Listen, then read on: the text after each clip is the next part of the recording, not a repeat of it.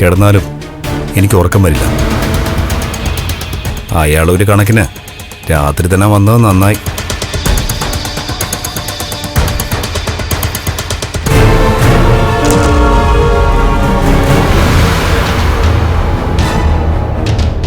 പകല് വന്നാലും അങ്ങനെ AC ഇടുന്ന ശീലം അയാൾക്കില്ല, പ്രത്യേകിച്ച് വൈകുന്നേരങ്ങളിൽ.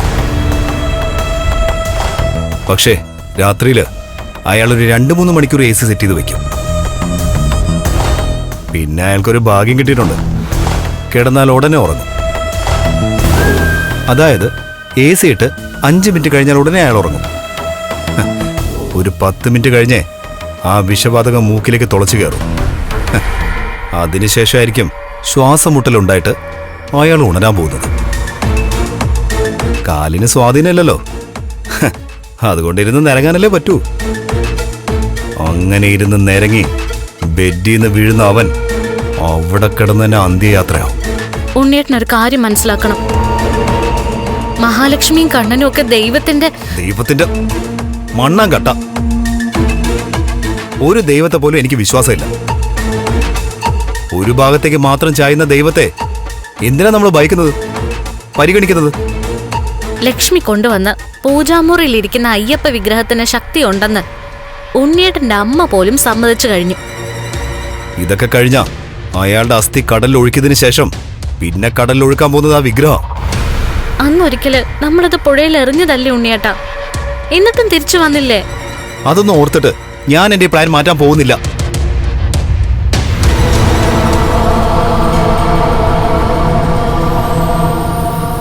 കേവലം ഒരു വിഗ്രഹത്തിന് അങ്ങനെ നീന്തി കയറി വരാൻ കഴിവുണ്ടെങ്കിൽ വരട്ടെ. എന്നാലും കണ്ണന് പിന്നാലെ നിന്റെ ചേച്ചി സ്നേഹിക്കുന്ന, ആരാധിക്കുന്ന ആ വിഗ്രഹവും ഞാൻ ഒഴുക്കിവിടും. അതങ്ങ് ഒഴുകിപ്പോട്ടെ. എന്നിട്ട് ഏതെങ്കിലും കരയിൽ പോയി അടിയട്ടെ. അവിടെ മത്സ്യത്തൊഴിലാളികൾക്കോ മറ്റുള്ളവർക്കോ കിട്ടുന്ന വിഗ്രഹം അവര് കൊണ്ടുപോയി ആരാധിക്കട്ടെ.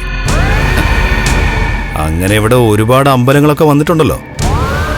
ഉണ്ണിയേട്ടാ, എന്റെ വയറ്റിലൊരു കുഞ്ഞുണ്ട്. കുഞ്ഞുണ്ടെങ്കിലേ സമയാസമയത്ത് നീ ഉറങ്ങണം. നിന്റെ ആരോഗ്യം നീ നോക്കണം. അതുകൊണ്ട് നീ ഉറങ്ങാൻ നോക്ക്.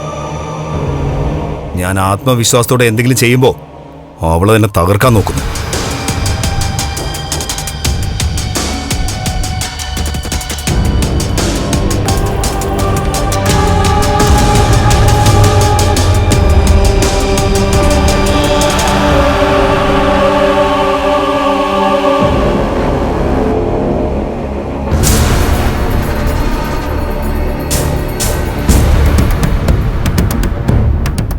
ഇപ്പോ മഴയുള്ള സമയമാണ്.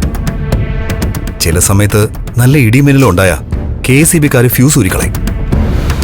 അങ്ങനെ കറണ്ട് പോയാ പെട്ടത് തന്നെ. ഇൻവെർട്ടറിലാണെങ്കിൽ ചില സമയത്ത് AC വർക്ക് ചെയ്യില്ല.